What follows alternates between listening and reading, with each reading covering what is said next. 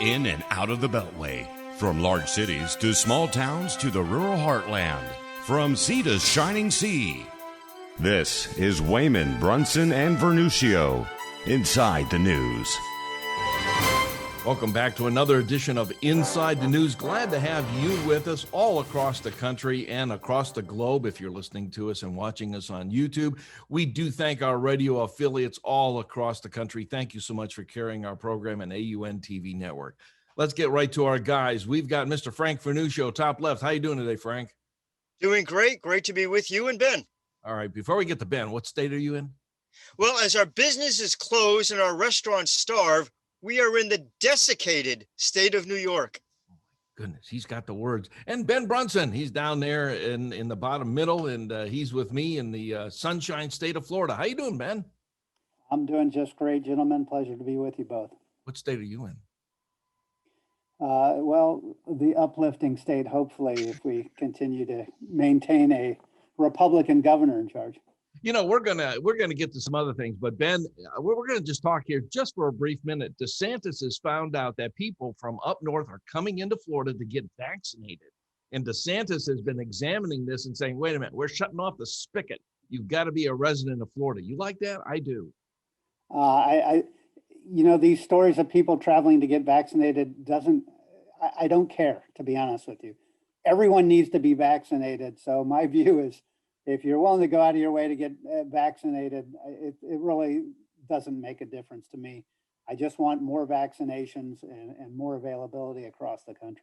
By the way, just on that point, the Biden administration has apparently shortchanged the state of New York in terms of number of vaccinations of vaccines per citizen. If the Trump administration had done that, we would be seeing headlines across the country. Trump to New York, drop dead. Trump is heartless. Trump attempts to kill majority state of New York. You know, we would see nonstop coverage of it. But because this is the Biden administration, hey, no problem. Hey, Ben, don't you think those things are true of Trump? Well, there would be an impeachment of Donald Trump over there. Yet another one. And we're going to talk about that a little bit later, impeachment number 2, and there might be 3 or 4. Let's get right to our guys here as far as what we're going to be talking about, the war on the working class. Wait a minute. It's a war on all Americans, Frank. Well, it certainly is. And of course, one of the first things out of the gate from the Biden administration was shutting down the Keystone Pipeline. Depending on what numbers you look at, there will be either 11,000 or up to 50,000 middle-class, well-paying jobs lost. And oh, by the way, that's going to cause the price of fuel to raise. So poor people will no longer be able to heat their homes or put gas in their cars. There's even international implications to it.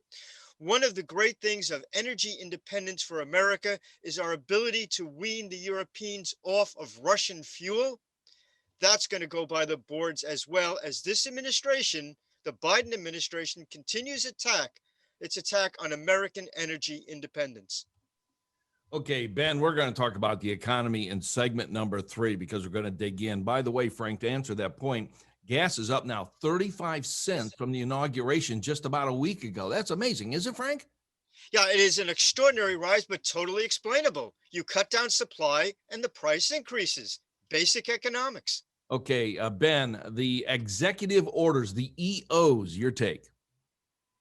It is a war on the working class. It is quite straightforward and quite obvious and shocking that a president would declare war on the working class so obviously. Now, it's clear that Joe Biden didn't prepare all of these executive orders. He has a team that is pointing him in the right direction, telling him what to do. Or pointing them in the wrong direction. In the left direction.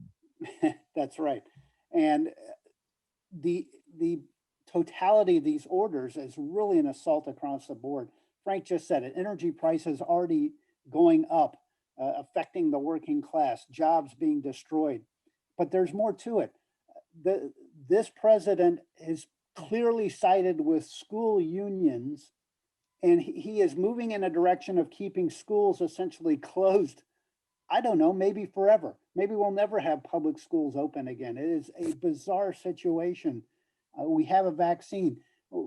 he has made a statement to the press and to the people that there's no way to change the trajectory of COVID-19 over the coming few months. Say what? We have a vaccine. That's what the vaccine is for.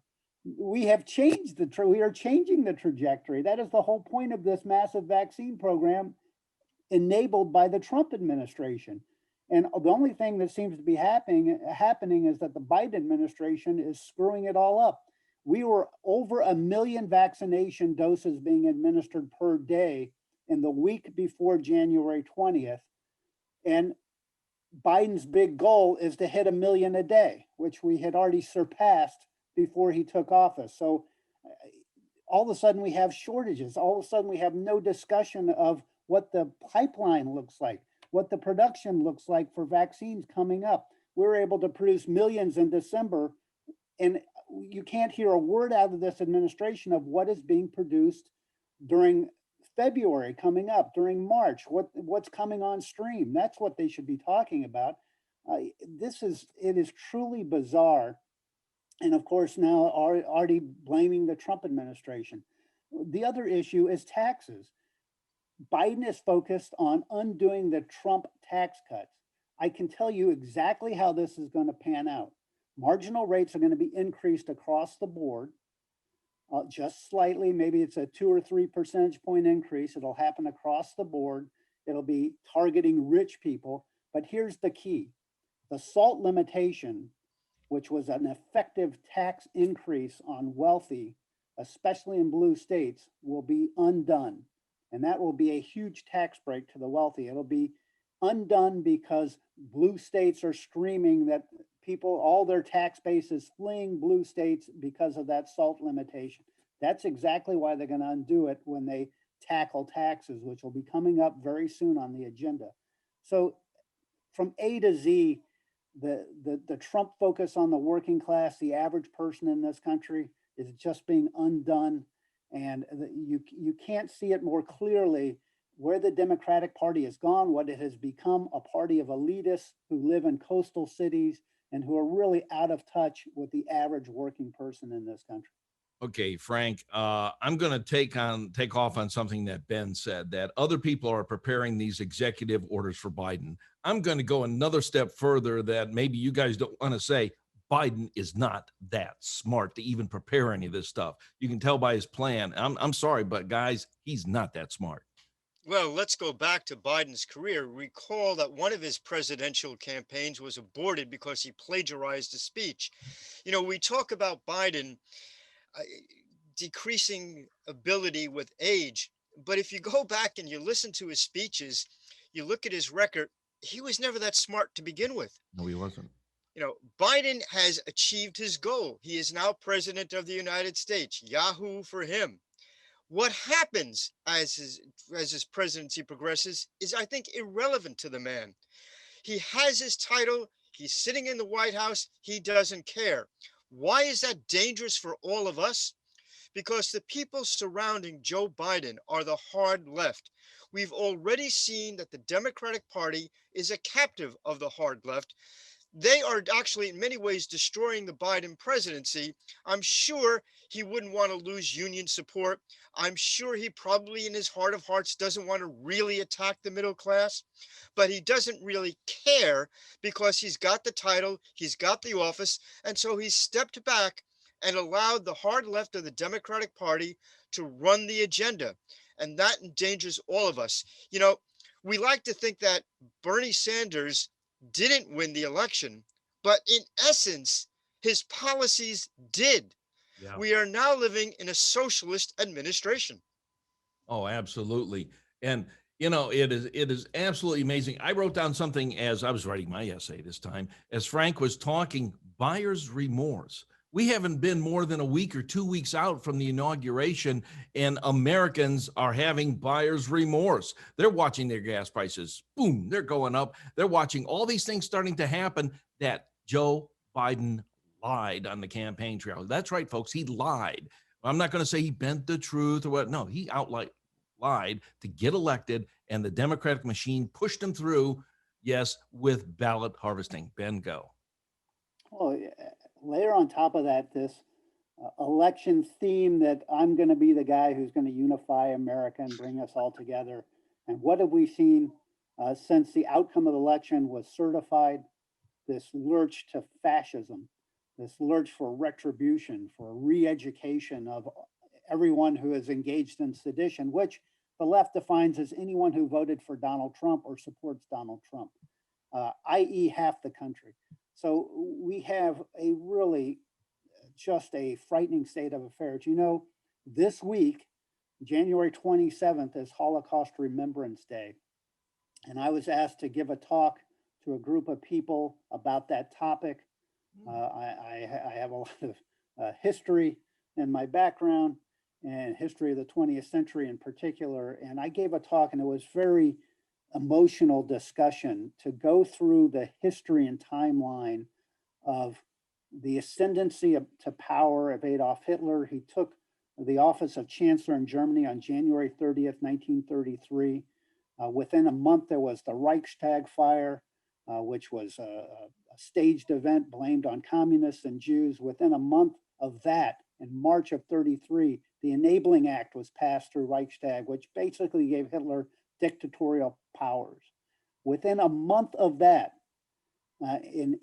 we go to April, the Germans had passed the Civil Service Act, which banned Jews from any type of civil service position, which effectively banned Jews from being professors in German universities. The downhill slide was so fast. But you know what was very interesting? On the same day that the Enabling Act was passed in Germany in March of 33, a camp was opened outside of Munich, Germany called Dachau. I've been to that camp. I've walked through the barracks, which are still there, the barbed wire. That camp was opened within weeks of Hitler taking power to house political opposition of the Nazi Party for re-education purposes. And we are hearing that same rhetoric today. It is absolutely frightening. And one of the lessons of Germany, people who know me know I've spent a lot of time in Germany. I was an exchange student there, know that one of the things that strikes me about Germany and their recent history is that is a very sophisticated, educated country. And if it can happen there, it can happen anywhere. And we are on that type of slope right now. It is unbelievable to watch and listen to the rhetoric. And this is rhetoric coming from responsible people, from people in Congress, from leaders of the Democratic Party calling for re-education camps. That's basically what they're calling for. And this is frightening. We're in a dangerous time, the most dangerous time in the last 100 years in this country's history. Frank, you're up there in New York State, and that is the state that has AOC. That's right, AOC, the 34-year-old bartender turned congressperson. You're hearing some of the rhetoric up there of what she wants to do. Yeah, indeed. And part of the rhetoric, just to follow up on Ben's point as well, you know, we are now hearing that if you use the phrase stolen election, that essentially makes you a domestic terrorist. And of course, what can you do to terrorists? You can pretty much almost without a preliminary trial, arrest them, take away their right to fly, take away their right to go on the internet. Don't shortchange how important that is. When Congress people talk about anyone criticizing the last election as being a domestic terrorist, you're essentially, to go back to Ben's point, being put in the same type of situation as a Jewish person was in Germany in the 1930s. Right now, if you are a conservative, indeed, if you are a centrist who's simply concerned with appropriate processes in election, you are being labeled a domestic terrorist. Your rights are sliding away as fast as they can. It is the most dangerous phrase. It is the most dangerous epoch, I think, in American history, even more dangerous than the period of the Civil War. We've only got about a minute left in this segment, and there's a lot more to talk about. Ben, just briefly, you've got to be careful what apps you put on your phone, because you put the wrong kind of app on your phone, they will track everything you do. And they probably know what you're doing anyways, but they'll know where you're going, what your buying habits are. And this new Fed coin, and I want to get into a little bit of this, this is dangerous slope as well, Ben. Look, the fact is, in the modern world, it is impossible to hide your affiliations, to hide your political beliefs. And this is an assault on wrongthink.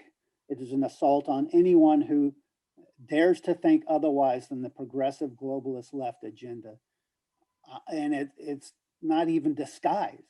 So it's a very open assault. That's what's happening. And the fact is, there's no way to hide your political beliefs. So everyone can come after, can be targeted.